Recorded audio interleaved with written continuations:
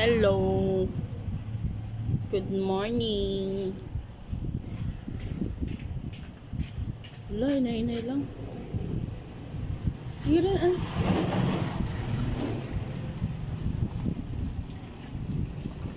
Uy. Dad, ginauna mo ang mga pataw.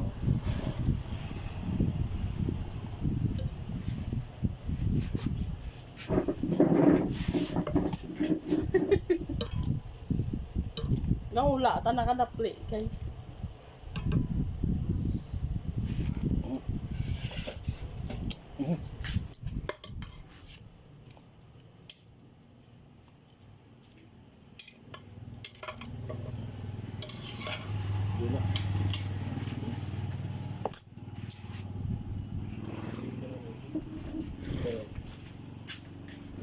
Ano ra ikaw buta to init-init ra.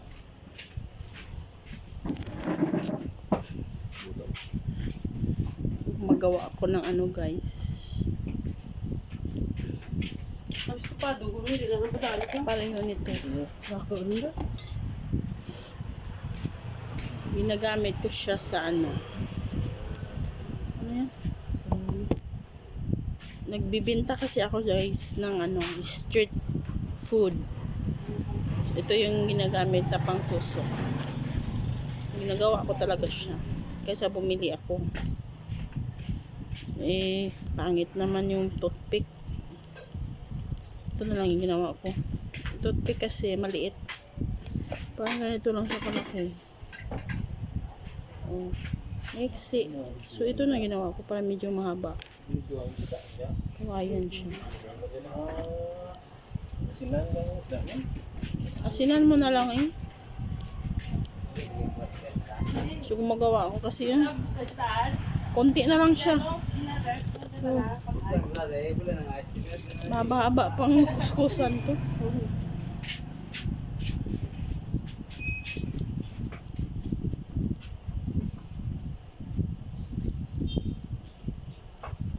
President. Ano to siya?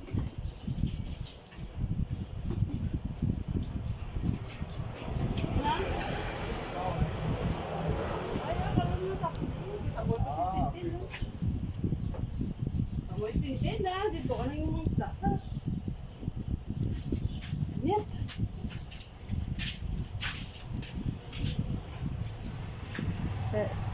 Langit mo dapat. Ay, ano ko daan to? Rako raman ra. Ay, hindi ko siya. Kiyadong ko lang ko pero.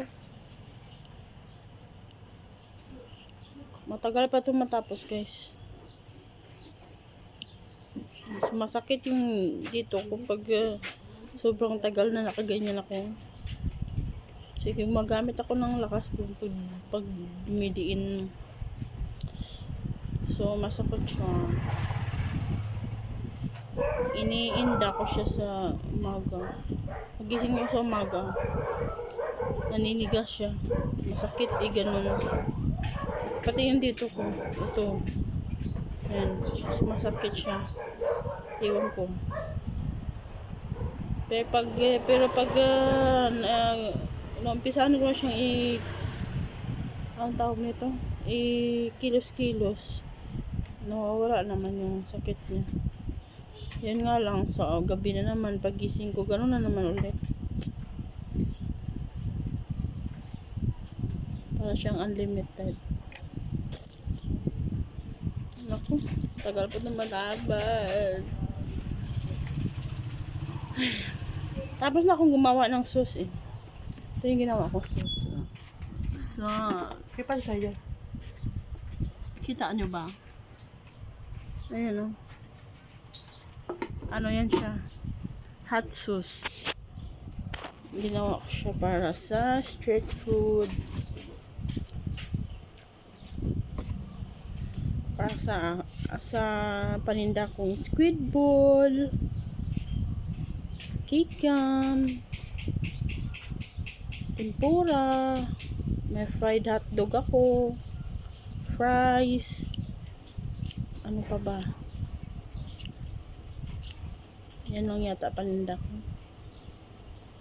Yun lang kaya ko eh. Pakunti-kunti lang.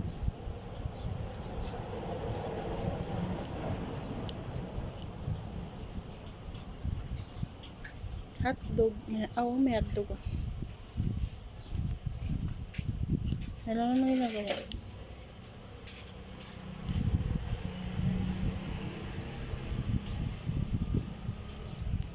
Nag-improve na yung ano ko. Lagayan ko ng kape.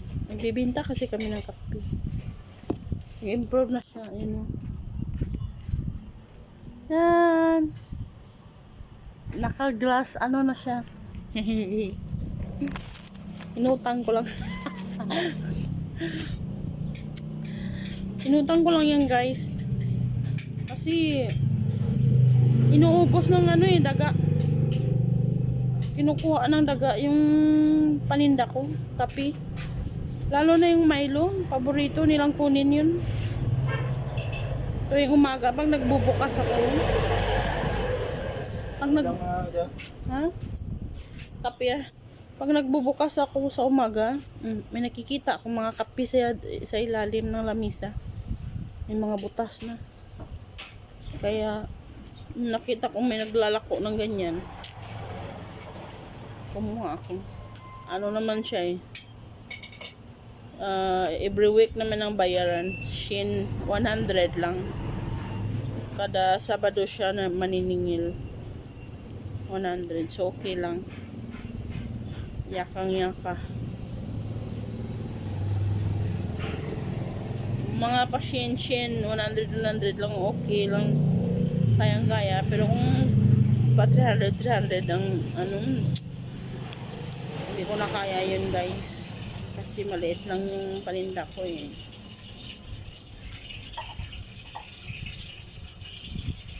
so yan na kaya tagal-tagal pa itong matapos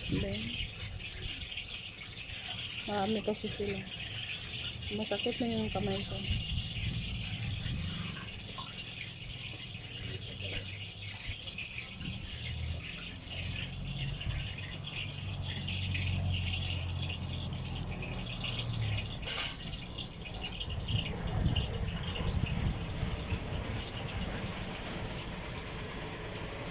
Sino hinanap niyo ako?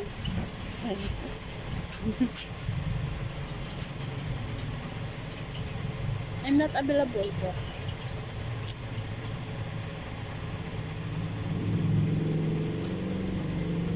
Ming! Wala pa nasulod, Ming! Oy!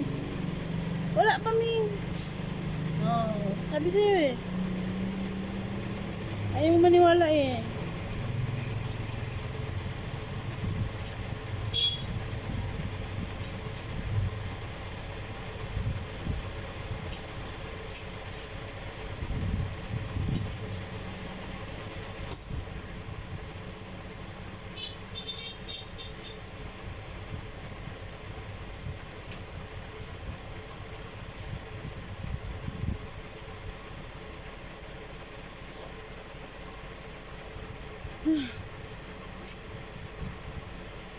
Sakit sa mata.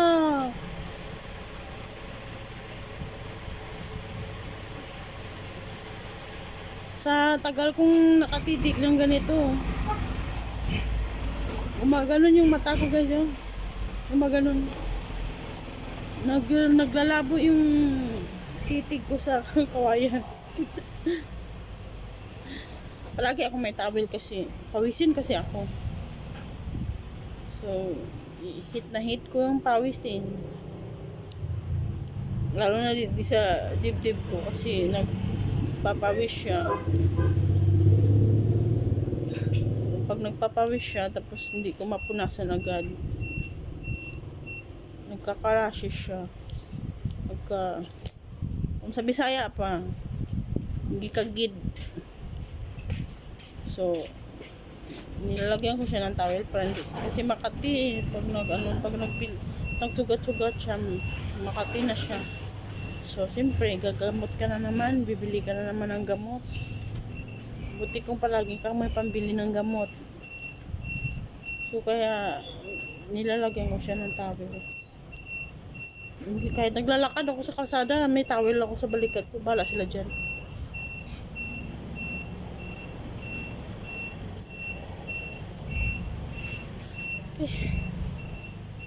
Sakit. Namangha yung anak ko. Kita niya yung buhok ko, wala ng puti.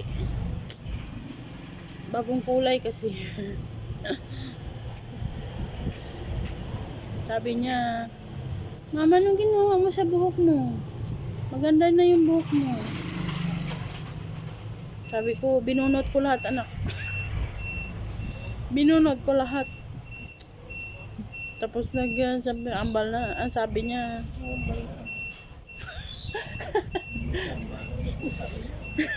tapos sabi niya, paano mo ginawa yun? Sabi ko, wala, binunot ko lang. Kung binunot ko lahat, kundi kalbo na ako. Sabi ko, hindi kinulayan ko syempre. Masyado nang magpapapansin yung aking puting buhok eh.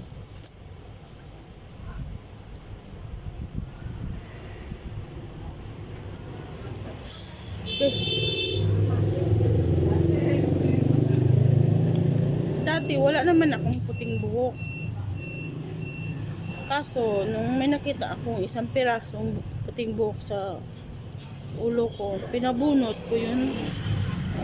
Kung pinabunot ko dumaan ng mga ilang araw, may tumubo na naman siya, tapos may kasama na siya, hindi lang siya nag-iisa. Binunot ko na naman hanggang sa dumami na siya. Lalo siyang dumami nung nasa Abu Dhabi ako. Doon siya lalo dumami. Binunot ko ng binunot kasi napapangitan ako, nagtatayuan sa buhok ko. Binubunot ko siya. Tapos one time nakita ako ng amo ko, nagbubunot ako sa buhok ko. Kasi yung bintana nila, pwede ka magsalamin eh. Maliwanag na maliwanag eh. Doon ako pumupwesto sa may bintana sa kwarto namin. Doon siya madalas naggagarahe ng sasakyan niya. Nakita niya ako. Ay, hindi niya ako nakita. Pero nakita niya, may mga buhok na nakadikit. May mga puting buhok na nakadikit sa bintana. Sabi niya, Jenny, syuhada! Sabi ko, Manam, nagbubunot ako, Manam. Kasi marami ng puting buhok. Sabi niya, oh my goodness. Pareho daw kami na anak niya, si Muna. Ang bunso niyang anak. May mga puting buhok daw. Stress. Siguro stress nga. Isip-isip ko, stress ako sa inyo. Mabait naman yung amo ko dati. Mabait siya. Hindi siya pareho sa kapatid niya na paggabi nilalak yung ref. Yung amo ko hindi. Parang kami yung may-ari ng ref. Pagusto ka lang, pagusto. Kung gusto namin kumuha ng prutas o kung juice o anong meron dyan sa ref nila, ice cream, walang pakiyan si madam. Okay lang yan sa kanya.